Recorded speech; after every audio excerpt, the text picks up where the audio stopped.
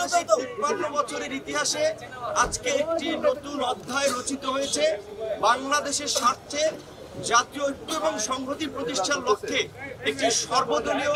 সভা এই অন্তর্বর্তীকালীন সরকার বাংলাদেশের ইতিহাসে করেছে। এর আগে কোনো সরকার এটি করতে পারেনি। সেজন্য আমরা প্রথমত তাদেরকে ধন্যবাদ জানিয়েছি। দ্বিতীয়ত, বাংলাদেশের বিরুদ্ধে আমাদের প্রতিবেশী রাষ্ট্র ভারতের মিডিয়ায় যে একটি সংঘবদ্ধ অপপ্রচার এবং প্রোপাগান্ডা আমরা দেখতে পাচ্ছি, এটি মোকাবেলায় বাংলাদেশের জনগণ, বাংলাদেশের গণমাধ্যম এবং বাংলাদেশের ডায়াসপোরা কমিউনিটি যারা বিভিন্ন দেশে ছড়িয়ে আছে এবং আমাদের আন্তর্জাতিক গণমাধ্যম সহ বিভিন্ন খ্যাতনামা প্রতিষ্ঠানে যারা কর্মরত, তাদেরকে নিয়ে সোশ্যাল মিডিয়া, মেইন স্ট্রিম মিডিয়ায় এই অপপ্রচার এবং প্রোপাগান্ডার বিরুদ্ধে একটা সঠিক ক্যাম্পেইন করার জন্য আলোচনা হয়েছে। বাংলাদেশের আপনার উপ হাই কমিশনে আগরতলায় এবং কলকাতায় হামলা সহ পতাকায় আগুন দেওয়া এবং ভারতের বিভিন্ন রাজনৈতিক দলের নেতাদের বাংলাদেশ নিয়ে একের পর এক উস্কানিমূলক বক্তব্য, আমরা এটা ভারতের সরকারি অবস্থান কিনা সেটি জানার জন্য আলোচনা হয়েছে এবং সরকার এটি নিয়ে ভারতের সরকারের কাছে ব্যাখ্যা চাবে, সেটিও আলোচনা হয়েছে। যদি ভারত আমাদের সাথে একটা বন্ধুত্বপূর্ণ সম্পর্ক এগিয়ে নিতে চায় সরকারের পক্ষ থেকে এবং বাংলাদেশের রাজনৈতিক দলগুলোর পক্ষ থেকে সেই অ্যাপ্রোচ হবে। যদি ভারত সে ধরনের অ্যাপ্রোচ না দেখায়, তাহলে আবার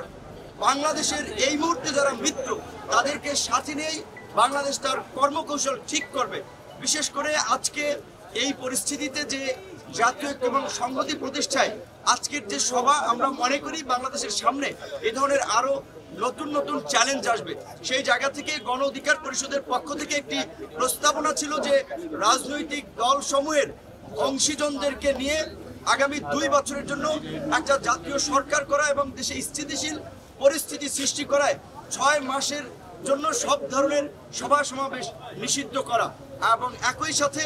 আজকে যেহেতু বাংলাদেশের বিভিন্ন রাজনৈতিক দল সমূহ একত্রিত হয়েছে এবং দেশের স্বার্থে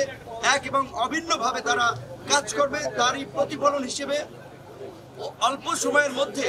জাতীয়ভাবে একটি সমন্বিত কর্মসূচি, সেটা হতে পারে জাতীয় পতাকা এবং সাথে শান্তির পতাকা, সাদা পতাকা নিয়ে কিংবা যে কোনো ধরনের কর্মসূচি, সেই সিদ্ধান্তটা সরকারের পক্ষ থেকে জানাবে, যেটি সরকার এবং রাজনৈতিক দল, জনগণ সকলে পালন করার মধ্যে দিয়ে বাংলাদেশের বর্তমান যে জাতীয় ঐক্য এবং সংহতি প্রতিষ্ঠিত হয়েছে, আমাদের বিরুদ্ধে যারা এই অপপ্রচার প্রোপাগান্ডা চালাচ্ছে কিংবা বাংলাদেশকে যারা ব্যর্থ অকার্যকর করার জন্য অপতৎপরতা চালিয়ে যাচ্ছে, তাদের বিরুদ্ধে যে বাংলাদেশ এবং বাংলাদেশের জনগণ এক, সেটি জানান দেওয়ার জন্যই একটা অভিন্ন সমন্বিত কর্মসূচি পালনের সিদ্ধান্ত হয়েছে।